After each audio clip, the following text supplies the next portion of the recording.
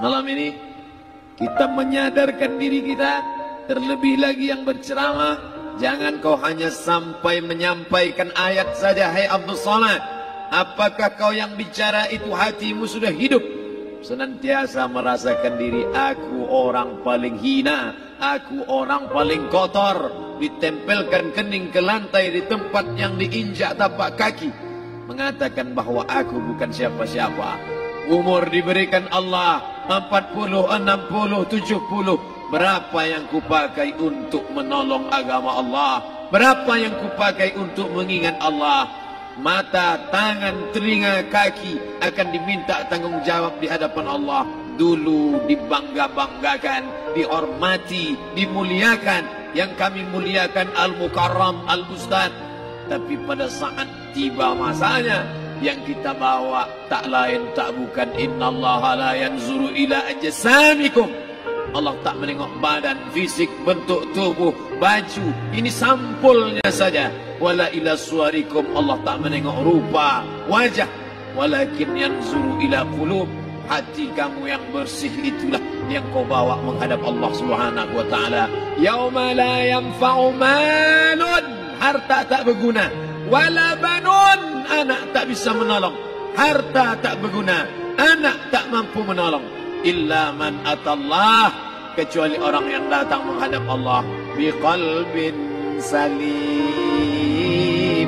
dengan hati yang bersih, hati yang tulus, hati yang memercikkan cahaya iman, hati yang bersih dari hasad, busuk hati, sum'ah, riya, takabbur. Itulah yang menolong di hadapan Allah Subhanahu wa taala. Apa kata Imam Ali radhiyallahu an? An-nasu niyam. Semua manusia waktu hidup itu tidur. Bapak tidur, ibu tidur, saya tidur. Semua orang waktu hidup itu tidur. Falamma matu, ketika dia mati, disitulah dia baru terjaga dari tidur panjang. Saat Israel mencabut nyawa, ditarikkan adalah satu centapan yang kuat. Disitulah kita baru terjaga dari tidur panjang. Betapa aku meninggalkan salat, betapa aku tak berzakat, betapa dulu kekuasaan.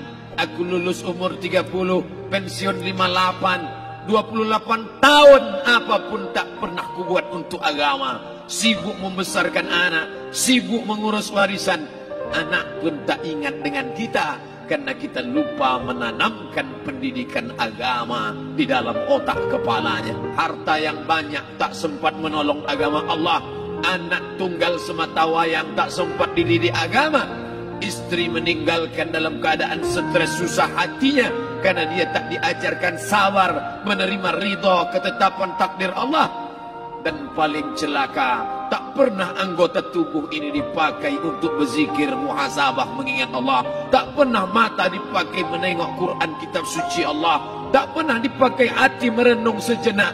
Apa yang akan kubawa mati menghadap Allah Subhanahu wa taala? Abdul Somad dari dalam tanah naik ke atas tanah, ceramah, masuk balik ke dalam tanah. Yang kau bawa apa? Baju koko tinggal, peci tinggal, pakaian kehormatan tinggal. Yang kau bawa kain tidak berjahit, disobek, kerak. Itu yang akan menyampul kulitmu, yang selama ini kau dimandikan, dibersihkan oleh ibumu dulu 60 tahun yang lalu. Sampai masanya kau lupa kapan kau dimandikan dulu. Sekarang ruh melihat, disebut dia ruh, karena dia raha ya ruhu ruh, seperti aroma semerbak yang datang pergi hinggap. Ruh sampai masanya dia datang masuk ke dalam jasad. Ruh sampai masanya dia pergi meninggalkan jasad. Malam ini dimuliakan Al-Mukarram Haji Abdul Somad LCMA. Kenapa Abdul Somad ini dimuliakan? Karena ruh hinggap sejenak sebentar, sampai masanya besok pagi dia ruh keluar dari dalam tubuh ini. Anak yang katanya ayahku sayang, istri katanya kaulah abang, sampai masanya mereka tak lagi mau mendekat. Rumah itu saya yang buat, saya yang mengukurnya. Tapi begitu ruh sudah keluar dari badan, tidak satu pun semeter, sesenti, sejengkal, sehasta ada tempat di rumah itu untuk jenazah bernama jenazah Abdul Somad. Mana kawan, sahabat, andai tolan, anak menantu, teman sekantor, semuanya pergi meninggalkan. Yang tetap dibawa, kalau pernah kaki melangkah salat berjamaah di masjid, kalau pernah tangan mengusap kepala anak yatim, kalau pernah tangan mengucap subhanallah. Nanti di akhir tausiah kita akan berzikir, munajat, muhasabah diri, berdoa, mengenang apa yang akan kita bawa menghadap Allah Subhanahu wa taala. Datang malaikat membawa kain kafan dari cahaya, akan menyambut ruh yang mulia. Hadis riwayat Ahmad bin Ambal dalam kitab Al-Musnad, turun malaikat berlomba-lomba membawa kain putih dari cahaya, menunggu ruh akan keluar. Ruh menetes seperti embun di ujung daun. Daun tidak bergoyang, ranting tidak patah. Ruh menetes pelan turun ke dalam kain kafan, dibawa malaikat ke pintu langit. Tak sabar mereka menyambut. Inikah dia yang selama ini berjamaah? Berapa banyak yang masyhur terkenal di bumi, malaikat tak mengenal dia.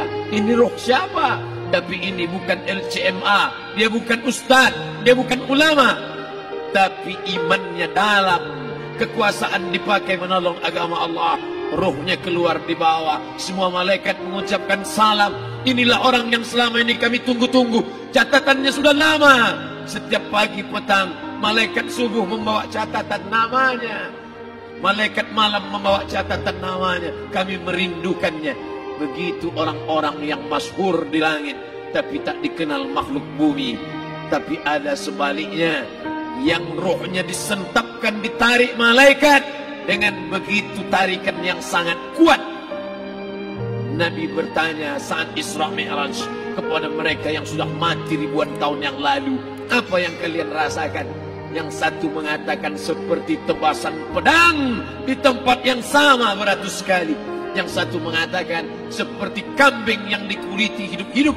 Yang satu mengatakan seperti mata kail pancing ditarik dari kulit yang basah. Maka kita berdoa setiap selesai salat, Allahumma hawwin alaina, ringankan kami ya Allah, fi sakaratil maut, di saat sakaratul maut yang amat sangat menyakitkan itu, di saat malam pertama di tempat yang gelap, di tempat yang tak pernah diimpikan oleh orang, tapi kita tetap melewati dan merasakannya. Perlahan-lahan cacing tanah, ular-ulat kalajengking akan menggerogoti kulit yang selama ini dimandikan, selama ini dipakaikan sampo yang mahal, selama ini dioleskan pelembab yang lembut. Tapi ternyata sebelum roh keluar jasad, setelah keluar, dia hanya akan menjadi santapan cacing tanah, hancur berkeping hari demi hari. Yang pertama kali membusuk adalah mata, karena dia berisi cairan. Cairan ini mengering, busuk dan berlubang. Lalu kemudian usus sebulan di dalam tanah, mulai dia menggelembung masuk angin dan dia meletus pecah. Cacing-cacing tanah mulai datang menggerogoti, memakan. Habis, siap tak siap, suka tak suka, kau akan didatangkan. Apa yang akan ditanya oleh Allah? Perbuatanmu, amalmu. Faman ya'mal mithqala dzarratin khairan yarah. Sebesar biji sawi, sebesar ujung rambut, kau aniaya orang, kau makan titik puluh keringatnya. U'tul ajira ajrahu, berikan upah pekerjamu, gaji tukang panenmu, gaji tukang cuci setrikamu. Kau makan, kau tahan 3 bulan, dia tak menuntut, dia senyum, dia hanya mampu mengadu kepada Allah. Tapi titik peluhnya yang keringatnya, air matanya akan kau balas di hadapan Allah Subhanahu wa taala. Di saat itu tak ada siapa bisa menolong. Hari ini uangmu banyak, kau bayar pengacara handal 1 jam 100 juta, bebas tanpa syarat. Tapi di hadapan Allah semua akan bersaksi. Al-yawma nakhtimu ala, lidah yang selama ini pandai bicara dikunci, ditutup Allah Ta'ala yang akan bicara. Wa tukallimuna aydihim wa tashhadu arjuluhum, kaki akan bersaksi, tangan akan bicara. Bima kanu yaksibun, yang pernah dilakukan di masa yang lalu. Mata melihat seolah-olah nyata perbuatan itu pernah dilakukan dulu. Kita lupa, kita tak ingat. Tapi catatan malaikat terlalu terang benderang. Wa in kullun lamma jami'un ladaina muhdharun. Catatan dibaca sampai-sampai orang itu tak percaya. Ma li hadzal kitab, kenapa buku catatan saya ini la yughadiru saghiratan, yang kecil-kecil, wala kabiratan, yang besar-besar, ahsaha, semua tercatat dalam buku catatan yang nyata. Dalam surat Al-Isra apa kata Allah? Iqra. Hari ini kalau dikatakan Iqra baca Quran, Iqra baca Yasin, malam Jumat Iqra baca surat Al-Kahfi. Tapi sampai hari itu Yasin tak bermakna, Al-Kahfi tak lagi disuruh baca karena hidup sudah berakhir. Iqra, baca. Apa yang kau baca? Kafa binafsikal yawma alaika hasiba. Baca buku catatan amal.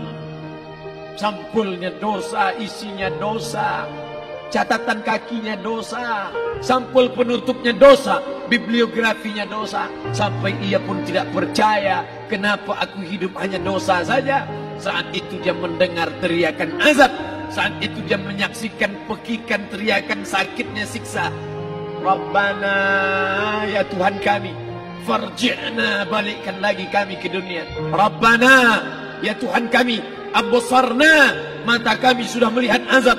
Wasami'na, telinga kami sudah mendengar sakitnya, pekikan, teriakan, jeritan.